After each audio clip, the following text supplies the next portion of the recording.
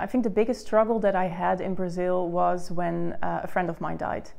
She was the wife of a colleague, and I hung out with the both of them on the weekends, and she caught a bacteria and she died within 2 days. And I was present at the hospital with my friend, my colleague, when this all happened. And this was, yeah, it still gives me goosebumps when I talk about it, because this really had a big impact on me. This was the first time that I had to deal with grief, and I was living all by myself in Brazil.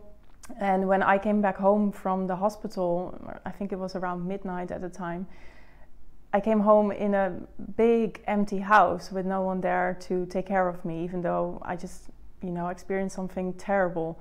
And I remember trying to call my friends and family back home, but everyone was sleeping, so no one picked up. And eventually my sister, who was living in Australia at the time, was starting to wake up, so I had a call with her, and I remember just crying on the phone for over an hour because of everything that had happened. And dealing with this, not just that night, but also in the months afterwards, was really difficult, because no one back home knew my friend or knew my colleague. So they heard of the situation, they could empathize with me, but they couldn't really relate to everything that was going on. They didn't know who I was talking about. And that made me feel very lonely, like I was dealing with that grief all by myself. So that was definitely one of the hardest struggles I faced when I lived abroad. How I dealt with the grief and everything that I experienced back then was really to talk about it with people. So actually, really shortly after her death, I had a big event with 25 of my colleagues from, we were all living in different parts of Brazil, and we all met up in one place.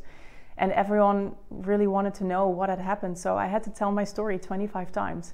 And this really helped me to give everything a bit of a place within myself, to really understand myself, what had happened, and to come to terms with it.